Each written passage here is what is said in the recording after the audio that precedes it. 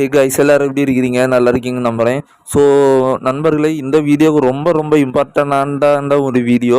So இந்த வீடியோவை யாரும் மிஸ் பண்ணிடுறாங்க. நிறைய பிளாஸ்டான அப்டேட்டு நியூஸ் எல்லாம் வேறு லெவலில் வந்திருக்கு. ஸோ நான் சொல்லது எல்லாமே நடந்துச்சுன்னா ஸோ இது பார்த்திங்கன்னா உங்களுக்கு ரொம்ப ரொம்ப இம்பார்ட்டண்ட்டாக இருக்கும். ஏன்னா இதை நீங்கள் மிஸ் பண்ணாமல் பார்க்க வேண்டியது ரொம்ப அவசியம். ஏன்னா அந்த லெவலுக்கு பிளாஸ்டான அப்டேட்ஸு நியூஸு வேறு லெவலில் நான் நிறைய நியூஸ் எல்லாம் கேதர் பண்ணி கொண்டு வந்திருக்கேன். ஸோ வீடியோவை மிஸ் பண்ணாமல் கடைசி வரை பாருங்கள். ஃபஸ்ட்டு வீடியோ ஆரம்பிப்போம் நம்மளுடைய நேற்றைக்கு நடந்த மெயின் ஈவென்ட் மேட்ச்சில் இருந்து. ஸோ அந்த மேட்ச்சில் நம்ம அஃபிஷியலாக சொல்லியிருந்தோம், நிறைய வெப்சைட்டில் இருந்து கூட சொல்லியிருந்தாங்க இந்த வருஷத்துக்கான கிங் ஆஃப் த ரிங்கை வின் பண்ண போகிறது நம்மளோட ஜெய் உசோ அப்படின்னு தான் சொல்லியிருந்தாங்க. ஸோ அதுக்கான பாசிபிளான சில விஷயங்களை நம்ம இதுக்கு முன்னே போட்ட அப்டேட் வீடியோவில் நம்ம ஷேர் பண்ணியிருந்தோம். ஏன்னா அந்த லெவலுக்கு ஒரு நம்ப தகுந்த ஒரு விஷயம் தான் நடந்திருக்கு. ஸோ WWE அவங்க விட்ட அந்த ஓட்டிங் லிஸ்ட்டில் கூட ஜெய் உசோவுக்கு தான் அதிகப்படியான ஒரு சப்போர்ட் இருந்துச்சு. ஆனால் WWE கண்டிப்பாக இது ஒரு மிஸ்டேக் தான். ஏன்னா நம்மளோட ஜெய் உசோ இந்த மேட்ச்சில் வின் பண்ண வச்சுருந்தாங்கன்னா உண்மையிலே நல்லா இருந்திருக்கும். ஏன்னா ஃபேன்ஸு எல்லாருமே நம்ம ஜெய் உசோ பக்கம் தான் நின்றாங்க. பட் WWE அதை மாற்றி பார்த்திங்கன்னா இப்போ குந்தரை பார்த்திங்கன்னா ஜெயிக்க வச்சுருக்காங்க. குந்தர் ஒரு நல்ல திறமையானவர் தான். பட் அவருக்கு இந்த கிங் அப்படிங்கிற ஒரு வருஷத்துக்கான பதவி தேவையே கிடையாது. ஏன்னா அந்த ஒரு ஹெவி வெயிட் ட்ரெஸ்ஸில் ஸோ அவர் எங்கே இருந்தாலும் அவருக்கான ஹைப் இருக்குது. பட்டு ஜெய் உசோக்கு இப்போ இருக்கிற அந்த ஒரு ஃபேன்ஸ் இருக்கிற அந்த ஒரு ஃபீலிங்கும் இப்போ ஜெய் உசோ இருக்கிற அந்த ஒரு லெவலுக்கும் அவருக்கு தான் இந்த கிங்காக அந்த பதவி தேவை. பட் WWE இவரை ஜெயிக்க வச்சுட்டாங்க.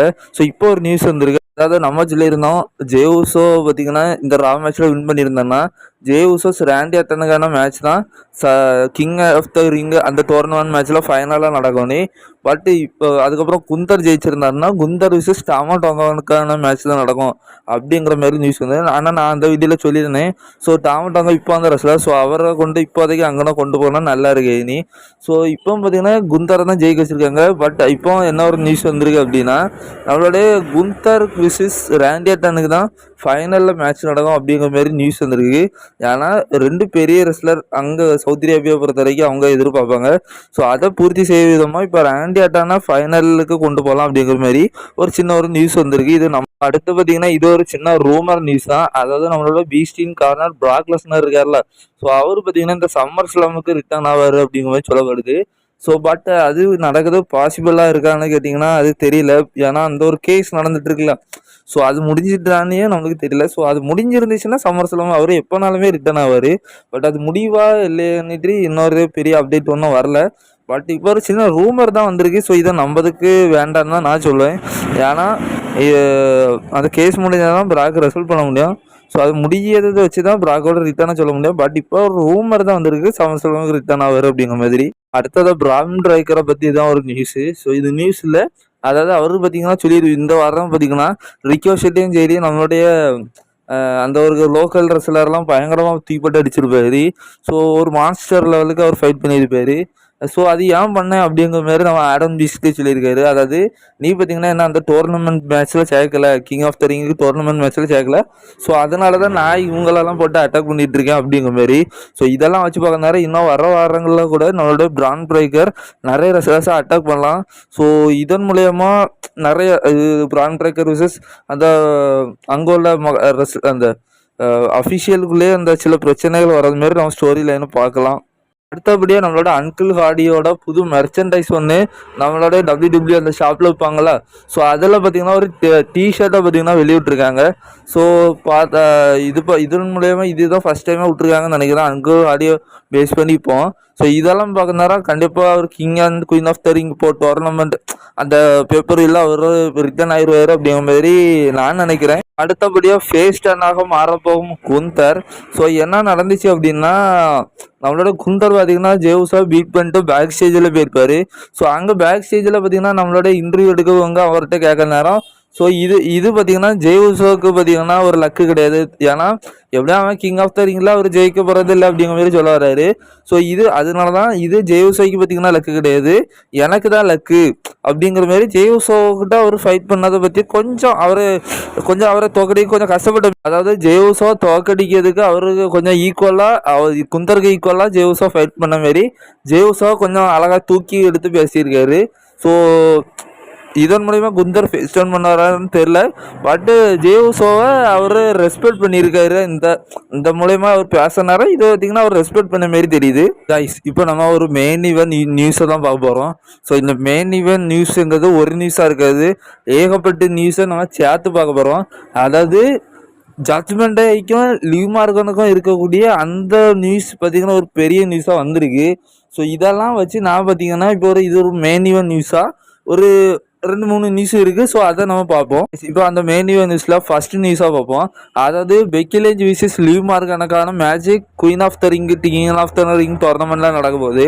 ஸோ இதில் பார்த்திங்கன்னா யார் ஜெயிக்கிறதுக்கு எதுக்கான வாய்ப்பு இருக்குது அப்படிங்கிற மாதிரி வந்திருக்கு. ஸோ ஃபஸ்ட்டு வாய்ப்பு என்னென்னா நம்மளோட பெக்கி லிஞ்ச் தான் ஜெயிப்பாங்க அப்படிங்கிற மாதிரி ஒரு வாய்ப்பு. ஸோ அதாவது நம்மளுடைய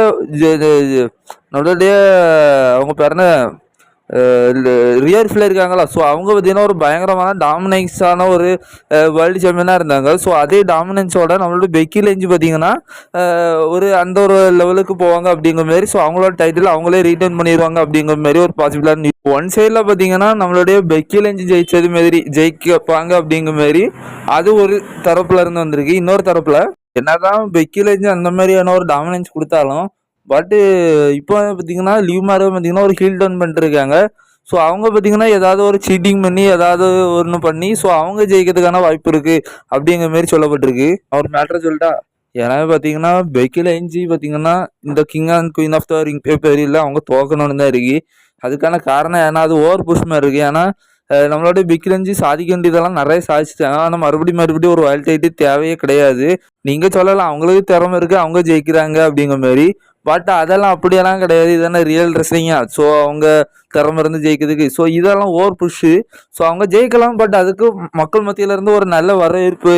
இப்போ ஜேவுசோ லெவலுக்கு ஒரு பீக்கில் அவங்க இருந்தாங்க அப்படின்னா அவங்க ஜெயிக்கிறதுல எந்த ஒரு இதுவுமே இல்லை. ஸோ அவங்க ஜெயிக்கலாம், தாராளம் ஜெயிக்க வச்சது தான் வச்சுட்டாங்க. ஸோ இனி உள்ள இதுலையே அது நம்மளோட லிவ் மார்கன் ஜெயிச்சா நல்லாயிருக்கும். ஸோ அவங்களுக்கு ஒரு புது டேலண்ட் தான். ஸோ அவங்க ஜெயிச்சாங்கன்னா உண்மையிலே நல்லா தான் இருக்கும். ஸோ அவங்க எப்படி ஜெயிச்சா நல்லாயிருக்கும், அதாவது அவங்க ஜெயிப்பாங்க, ஒரு சீட்டிங் பண்ணி ஜெயிக்கலாம் அப்படி இப்படின்னுட்டு. பட் அவங்களுக்கு இன்னொரு முறையிலையும் அவங்க ஜெயிக்கிறதுக்கான வாய்ப்பு இருக்குது. ஸோ அதை நான் சொன்னேன் அப்படின்னா உங்களுக்கு உண்மையிலே தலை கூட கறக்கிறதுக்கு வாய்ப்பு. ஸோ அதாவது அவருங்க எப்படி ஜெயிக்கிறதுக்கான வாய்ப்பு இருக்குது அப்படின்னா ஒரு பிக்கெஸ்ட் வில்லன் பார்த்தீங்கன்னா அவங்களுக்கு உதவி பண்ணலாம். ஸோ இதன் மூலயமா அவங்க இவங்களை ஜெயிக்க வச்சு லிவ் மார்கன் நியூ சாம்பியனாக அவங்களாந்து. ஸோ அந்த வில்லன் யாருன்னா மேக்ஸிமம் நம்மளுடைய டாமினிக் மிஸ்டீரியோ அப்படின்னு தான் நினைப்போம். பட் இது ஒரு சின்ன ஒரு டீஸ் தான். அதாவது நான் இன்னும் அடுத்த இப்போ லாஸ்ட்டில் ஒரு மெயின் ஈவெண்ட் அப்டேட் கொடுக்க போகிறேன். ஸோ அதில் உங்களுக்கு அந்த நியூஸை நீங்கள் கேட்டோன்னே உங்களுக்கு கண்டிப்பாக நீங்கள் தலை கறக்கும். ஸோ அந்த மாதிரியான ஒரு பெரிய நியூஸ் வந்துருக்கு. ஸோ அதை இன்னும் நியூஸ் அப்டேட்டு அந்த மாதிரி நம்ம ஒரு வகையில் அதை டீஸ்னே கூட சொல்லலாம். அதாவது சரி பாப்பா அது என்ன ரொம்ப நாளாக நம்ம ஜட்ஜ்மெண்ட்டே பிரிய போகிறது மாதிரியான சில டீஸ்களையும் சரி சில அப்டேட்டு நியூஸ் எல்லாம் நம்ம கேட்டுட்டு தான் வரோம். ஸோ அதுக்கான சில விஷயங்கள் தெரிய வந்துட்டுருக்கு. ஸோ அதாவது நம்மளுடைய லிவ் மார்கன் பின்னாடி நம்ம டவுன் சுற்றுறதா இருக்கட்டும். ஸோ இந்த மாதிரி சில காட்சிகளை நம்ம பார்த்துட்டு தான் இருக்கோம். ஸோ இப்போ பார்த்தீங்கன்னா ஒரு வீடியோ தெரிய வந்துருக்கு. ஸோ இது பார்த்தீங்கன்னா உங்களுக்கு சத்தியமாக அதாவது நம்ம இதுக்கு முன்னாடி கொடுத்த அப்டேட்லேயே சொல்லியிருந்தோம். ஓரளவு நம்ம சொன்ன மாதிரி பார்த்தீங்கன்னா டாமினிக் மிஸ்டீரியோ வச்சு போயிட்டாங்க அப்படின்னா லிவ் மார்கனுக்கும் ரியர் ஃபிளைக்கும் அவங்களுக்கு நடக்கக்கூடிய ஸ்டோரி லைன் டாமினிக் மிஸ்டீரியோ வச்சு தான் நடக்கும். ஸோ யார் ஜெயிக்கிறாங்களோ அவங்களுக்கு கூட தான் டாமினிக் மிஸ்டீரியோ இருப்பார் அப்படிங்கிற மாதிரி ஒரு ஸ்டோரி ஸ்டிபுலேஷன் லெவலில். ஸோ அவங்களுக்கான அந்த ஸ்டோரி மூவ் ஆகும் அப்படிங்கிற மாதிரி நினச்சிருந்தோம். ஸோ இப்போ பார்த்தீங்கன்னா நம்மளுடைய லீடராக இருக்கிற நம்மளுடைய ரியர் ஃபிளை பார்த்தீங்கன்னா ஒரு பயங்கரமான சுச்சுவேஷனில் தள்ளப்பட்டுட்டாங்க. அதாவது அப்படி என்னன்னா நம்ம ஜட்ஜ்மெண்ட்டையும் ஒவ்வொரு வாரம் நம்மளும் பார்க்கணுமே நம்மளுக்கு புதுசாக இருக்கும். அதாவது ரியர் ஃபிளைக்கு டாமினிக்கான அந்த ஒரு காம்பினேஷனாக இருக்கட்டும். ஸோ இந்த மாதிரி ரியர் ஃபிளை அந்த இதை வேறு லெவலில் கொண்டு போயிட்டுருப்பாங்க, ஒரு லீடர் மாரி பண்ணுவாங்க. பட் இப்போ ரியர் ஃபிளைக்கு இந்த மாதிரி நான் ஸ்டோரி லைன் கொடுத்துருந்தேன்ல. ஸோ இந்தமாரி நடக்குது அப்படின்னா நம்ம ஒரு டாமினிக் மிஸ்டீரியோ மட்டும் லிவ் மார்கன் பொறுத்தாலும் போகிற மாதிரி பார்க்க போகிறது இல்லை. நம்மளுடைய மொத்த ஜட்ஜ்மெண்ட்டு ஃபேக்ஷனே நம்ம அடுத்த லீடராக லிவ் மார்கன் தான் போகிறது மாதிரியான ஒரு சில டீஸும் சரி அப்படி வந்திருக்கு. நான் ஃபஸ்ட்டு யாரெல்லாம் இந்த வாரம் நடந்த ராவை நல்லா கூர்ந்து கவனிச்சிங்கன்னு தெரியல. அதாவது அவங்களோட ராவை நல்லா கூர்ந்து கவனிக்கிறவங்க யாராக இருந்தாலும் ஸோ அந்த ஒரு டீசன் சரி அந்த ஒரு டீசனில் எந்த தேசம் அந்த ஸ்டோரியை கண்டினியூ பண்ணுறத நம்மளுக்கு காணிக்கிறாங்க. அந்த லெவலுக்கு அந்த ஒரு டீஸ் இருந்துச்சு. ஸோ அது நான் கண்டிப்பாக நீங்கள் எல்லோரும் கவனிச்சிருப்பீங்க, சிலவருக்கு நீங்கள் கவனிச்சிருக்க மாட்டீங்க. பட் அது நடக்கும் பட்சத்தில் வேறு லெவலில் ஜட்ஜ்மெண்ட்டே போகிறத நம்ம பார்க்க போகிறோம். ஸோ அது என்ன டீஸ் அப்படின்னா நம்மளுடைய ஃபின் பெலர் அண்ட் லிவ் மார்கனுக்கான அந்த ஒரு காம்பினேஷன்.